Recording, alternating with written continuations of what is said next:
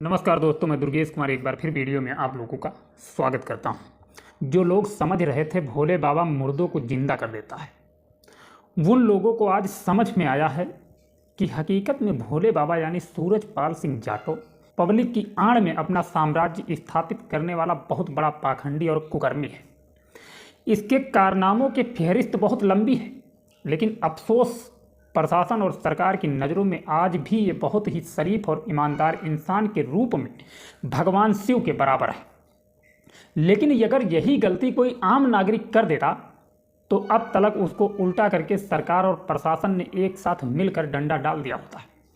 आप खुद अंदाज़ा यहीं से लगा लीजिए कि पैसा और सत्ता में कितनी ताकत होती है। यही कारण है कि हमारा हिंदुस्तान सुधर नहीं रहा है।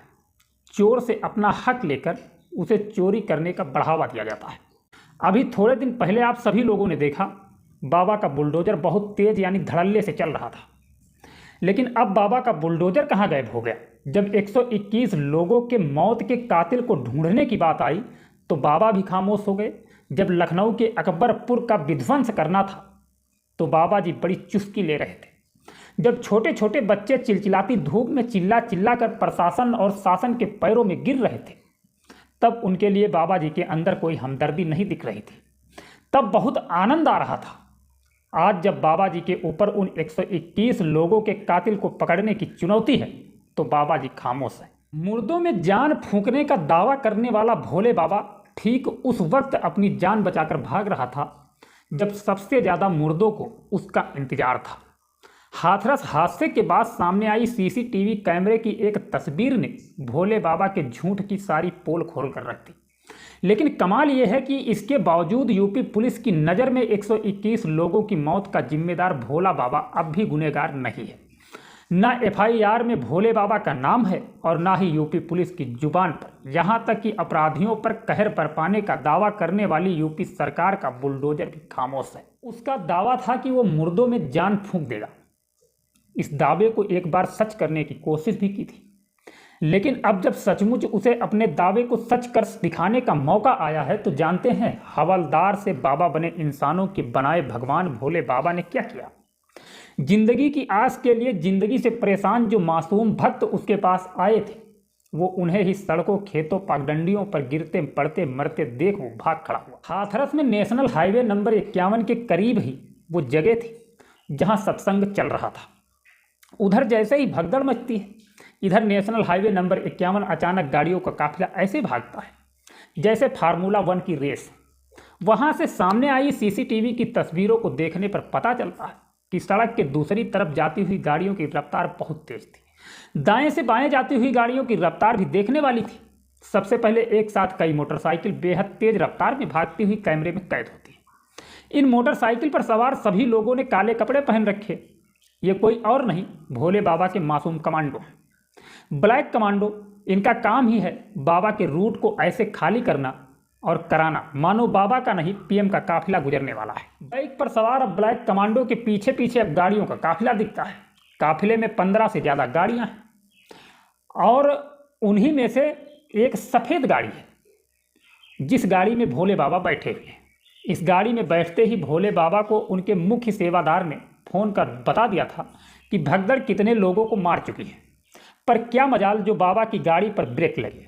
भोले बाबा सचमुच भोले बनकर पीछे अपने भक्तों को मरता हुआ छोड़कर निकल गए। सोचिए, बाबा अगर रुक जाते, लौट आते और अपने दावे के हिसाब से मुर्दों में जान डाल देते तो फिर बाबा का कद और बाबा की जायदाद कितनी और बढ़ जाती। जब अपने भक्तों को मरता हुआ छोड़ बाबा गाड़ी में बैठकर भाग रहे थे, तब उन्हें पीछे मरते हुए लोगों का लाइव अपडेट उनका मुख्य सेवादार प्रकाश मधुकर फोन पर दे रहा था। बाबा और प्रकाश मधुकर के मोबाइल को कॉल डिटेल रिकॉर्ड के मुताबिक 2:48 पर मधुकर ने भोले बाबा को पहला फोन किया था। बातचीत कुल 2 मिनट 17 सेकेंड हुई थी।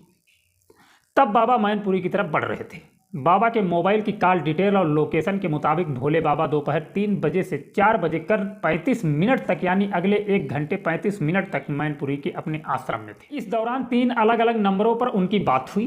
ये तीनों ही नंबर मुख्य सेवादारों और उनमें से एक की पत्नी का था। आखिरी बातचीत 4:35 पर खत्म हुई थी और इसी के साथ बाबा का मोबाइल भी स्विच ऑफ हो गया। 2 जुलाई शाम 4:35 के बाद से अब तक भोले बाबा का मोबाइल बंद। आज मैं जो भी आपको बता रहा हूँ ये मुझे आज तक चैनल से सारी डिटेल मिली है। आज तक को मिली जानकारी के मुताबिक भोले बाबा 2 जुलाई की शाम तक मैनपुरी में ही थे, लेकिन शाम 7 बजे के बाद जैसे ही हर न्यूज़ चैनल पर हाथरस की खबर ब्रेकिंग न्यूज बन गई, बाबा मैनपुरी से खिसक लिए। इसके बाद से वो कहाँ हैं किसी को पता नहीं। बहुत मुमकिन है पुलिस को पता हो, लेकिन लगता है कि यूपी पुलिस को फिलहाल भोले बाबा की कोई ज़रूरत ही नहीं। अलीगढ़ के आईजी जोन सलभ माथुर ने गुरुवार को एक प्रेस कॉन्फ्रेंस की। उन्होंने कहा पुलिस एक्शन में है, सेवादारों को ढूंढा जा रहा है, दबिश डाली जा रही है, कसूरवारों को छोड़ा नहीं जाएगा। लेकिन क्या मजाल जो उनकी जुबान पर एक बार भी भोले बाबा का नाम आ जाता। पूरी प्रेस कॉन्फ्रेंस में हर कसूरवारों का जिक्र किया, हर गुनाहगारों पर शिकंजा कसने का दावा किया, लेकिन भोले बाबा की कोई बात ही नहीं हुई। कमाल ये कि भोले बाबा के मुख्य सेवादार प्रकाश मधुकर का सुराग देने वालों के लिए 1 लाख रुपए के इनाम का ऐलान कर दिया, तब भी बाबा का नाम नहीं लिया। ये कुछ ऐसे ही हुआ कि पुलिस ने मर्डर के किसी केस में कातिल को तो पकड़ लिया, लेकिन कत्ल के लिए सुपारी देने वाले को क्लीन चिट दे दी। हालांकि जब आईजी साहब ने अपनी बात पूरी कर ली, तब कई रिपोर्टर को बड़ा अजीब लगा कि बाबा का तो नाम ही नहीं है। लिहाजा रिपोर्टर ने सीधे सवाल ठोक दिया, अब जवाब तो देना ही था। तो एडीजी साहब कहते हैं कि बिल्कुल ज़रूरत पड़ेगी तो भोले बाबा से भी पूछताछ कर लेंगे। हम उनके पुराने जुर्मों को भी कुंडली खंगाल रहे हैं। सन 2000 में बाबा यौन शोषण के मामले में जेल गए थे, हमें उसकी जानकारी भी मिल गई। कमाल है आईजी साहब। वैसे एडीजी साहब से क्या शिकायत करें, बेचारे खुद बेबस नजर आए। इनकी बेबसी का आलम देखिए कि ये खुद ही बता गए कि भोले बाबा जब सत्संग में जाते हैं या प्रवचन देते हैं तो फिर उनके इलाके में पुलिस वालों की एंट्री नहीं होती। भोले बाबा के इलाके में उनकी मर्जी के बिना क्या पुलिस, क्या प्रशासन, क्या सरकार, कोई नहीं घुस सकता।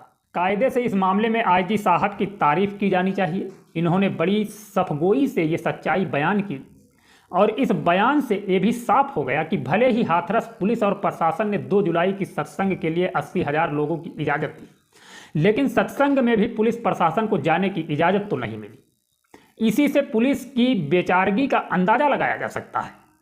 अब जहां 2.5 लाख लोग मौजूद हों, पुलिस प्रशासन गायब, तो फिर ऐसा किसी बड़े हादसे या भगदड़ को भला कौन और कैसे टाल सकता है। वैसे यूपी पुलिस से उम्मीद भी क्या की जाए जब भोले बाबा का नाम एफआईआर तक में नहीं, तो फिर किस मुंह से पुलिस उनसे पूछताछ करे या उन पर हाथ डाले। यही कोई आम आदमी होता तो अब तक तो बिना एफआईआर के ही ना जाने कितने घरों पर, कितने ठिकानों पर बुलडोजर चल चुका होता। ऐलानिया चीख चीख कर बुलडोजर चलाने वाली यूपी सरकार के तमाम बुलडोजर या तो इस वक्त जंग खा चुके हैं या शायद उनमें डीजल खत्म हो चुका है। वरना वो यही यूपी सरकार थी जिसने सिर्फ मैसेज देने के लिए कई बार तो गलत घरों पर भी बुलडोजर चला चुकी थी।